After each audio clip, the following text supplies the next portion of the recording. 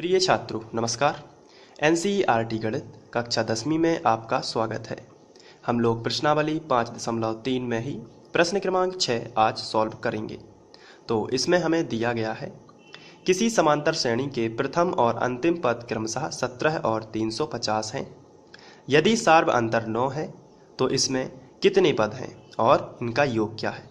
तो क्वेश्चन पढ़ने से हमें पता चल गया है कि हमें क्या ज्ञात करना है। इसमें पूछा गया है कितने पद हैं, यानी हमें n का मान ज्ञात करना है और इनका योग क्या है। तो योग का मतलब होता है Sn। तो यहाँ से हमें पता चल चुका है कि हमें क्या ज्ञात करना। तो यहाँ पर कितने पद हैं यानी हमें n ज्ञात करना है और इनका योग क्या है तो Sn भी ज्ञात करना है। दोनों के मान हमें ज्ञात करना है। तो सबसे पहले तो जो हमें दिया रहता है हम उसी को लिखेंगे। तो यहाँ पर हमें दिया गया है किसी समांतर श्रेणी के प्रथम और अंतिम पद 17 और 350 हैं।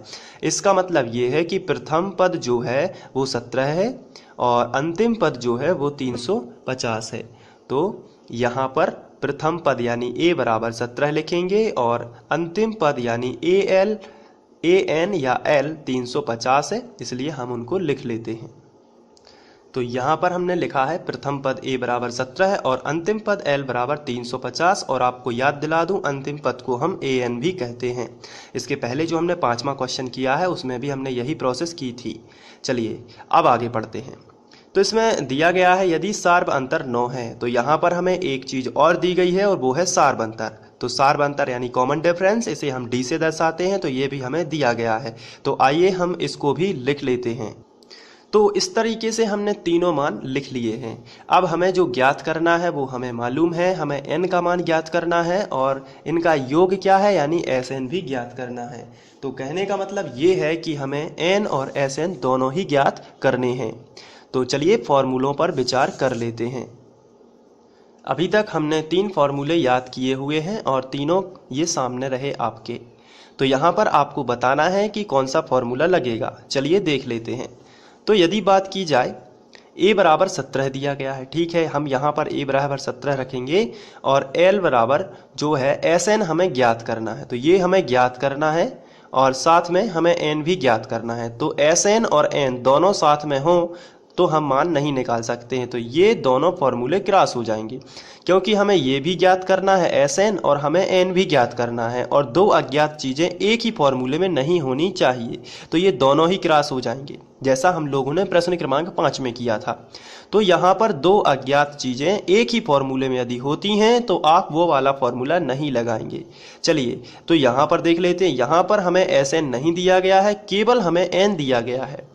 तो यहाँ पर हम an जो है वो फॉर्मूला an का मान जो है वो हो जाएगा 350। तो यहाँ पर आप रखोगे 350। a का मान आपको दिया गया है और d का मान भी आपको इस बार दिया गया है। तो ऐसी स्थिति में आप an, a और d के मान रख कर n का मान निकाल लोगे और n का मान आपको ज्ञात हो जाएगा। तो आप यहाँ पर रखोगे तो आपको Sn मिल जाएगा। बहुत ही सिंपल क्वेश्चन है ये। आइए इसको सिस्टमेटिक करते हैं जैसा एग्जाम में करना है। तो सबसे पहले हम an का फॉर्मूला ही लगा देते हैं। चूंकि an बराबर होता है a plus n-1 into D, ये वाला फॉर्मूला होता है। यहाँ पर जो an है वो लास्ट पद यानी अंतिम पद यानी 350 ही कहलाता है। तो यहाँ पर an के नीचे आपको 350 लिख देना है, बराबर के नीचे बराबर, फिर a का मान आपको बताना है कितना है। तो आंसर है a का मान 17 है। तो a के नीचे आप लिखोगे 17 है, फिर प्लस लगा है तो आपको प्लस लगा देना है। n का मान चूंकि ज्ञात करना है तो हम इसको ज्यों का त्यों लिख देते हैं। तो n-1 और जो d का मान है वो आपको दिया गया है इस बार और ये 9 है।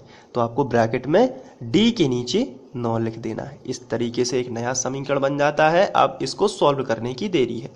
चलिए अब 350 अभी हम ज्यों का त्यों लिख लेते हैं और ये जो 17 है इसका हम पक्षांतर इस तरफ कर लेते हैं। चलिए करते हैं। तो यहाँ पर अभी 17 में कोई भी चिन्ह नहीं लगा है तो ये प्लस का माना जाता है और जब हम इसको उठा के बराबर के इस तरफ ले जाएंगे तो ये माइनस का हो जाएगा। तो यहाँ पर -17 है, बराबर इस तरफ आ जाएगा क्योंकि 17 उस तरफ पहुँच चुके हैं और यहाँ पर हमें मिलेगा n-1 इंटू 9। ध्यान रखना है 9 का गुणा आपको n में नहीं करना है और कठिन हो जाएगा नहीं तो, क्योंकि गुणा वाली संख्या सीधी बटे में पहुंचा देनी है। तो सबसे पहले तो हमें यहाँ पर घटाना है। तो 350 में से 17 घटाएंगे तो हमें मिल जाए 333। तो यहाँ पर हम लिखेंगे 333 और बराबर ये वाला स्टेप ज्यों का त्यों n-1 और 9। अगले स्टेप में आपको क्या करना है, ये जो 9 है ये n-1 के साथ में गुणा में है और गुणा वाली संख्या कहाँ पहुंच जाती है, तो आंसर है ये बटे में चली जाएगी। तो 333 बटे 9 बराबर n-1 इस तरीके से। अब 333 जो है ये 9 से डिवाइड है कि नहीं, चलिए इसको भाग देकर देख लेते हैं। तो यहाँ पर हम रफ का यूज कर लेते हैं और 333 भागित 9, तो यहाँ पर 9 तिया 27, तो यहाँ पर आपको मिलेगा 6 और ये 3 यहाँ पर, तो 9 7 63। तो ये 37 बार पूरा भाग चला जाएगा। तो यहाँ पर हम लिखेंगे ये 37 बार कैंसिल हो चुका है, तो आपको यहाँ पर 37 लिख देना है बराबर n-1। तो ये जो n-1 है तो हमें n का मान निकालना है, इसलिए -1 जो है इस तरफ पक्षांतर हो जाएगा उसका, तो +1 हो जाएगा। तो 37 + 1 बराबर n। तो 37 और 1 दोनों को जोड़ लेंगे तो 38 हो जाएगा बराबर n। तो यहाँ पर हमें n का मान पता चल चुका है जो कि है 38, अतः पदों की संख्या जो है वो 38 है, 38 पद हैं। तो यहाँ पर अब हम फॉर्मूले में वापस से पहुँचते हैं। तो हमारा जो फॉर्मूला था वो इस तरीके का था। तो यहाँ पर हमें Sn भी ज्ञात करना है। मैंने आपको बताया था कि हमें n और Sn दोनों ज्ञात करना है। तो n तो हमें मिल चुका है जो कि 38 है, अब हमें Sn ज्ञात करना है। तो हम इसी फॉर्मूले में रख देते हैं, या फिर आप चाहें तो इस वाले फॉर्मूले में ही रख सकते हैं, क्योंकि यहाँ पर हमें केवल a और l रख देना है, तो Sn हमें मिल जाएगा। तो जैसा आपको उचित लगे हम लोग दूसरे नंबर का फॉर्मूले का उपयोग कर लेते हैं। तो Sn ज्ञात करने के लिए हम लिखेंगे, चूँकि Sn बराबर होता है n/2 और a + l, ये वाला फॉर्मूला हम लोग लगा देते हैं।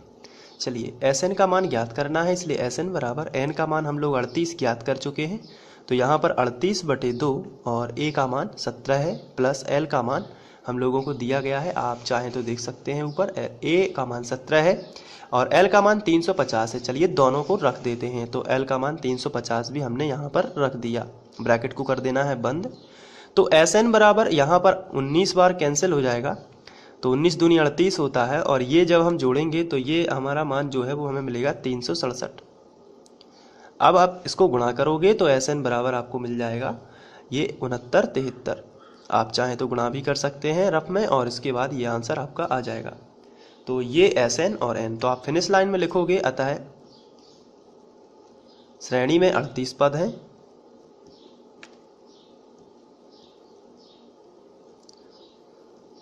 तथा उनका योग 6973 है। तो इस तरीके से आपको लिख लेना है। आशा करता हूँ कि आप लोगों को समझ में आया गया। अगर आ गया है तो आप इसको लाइक करिए और शेयर कर सकते हैं। Thank you.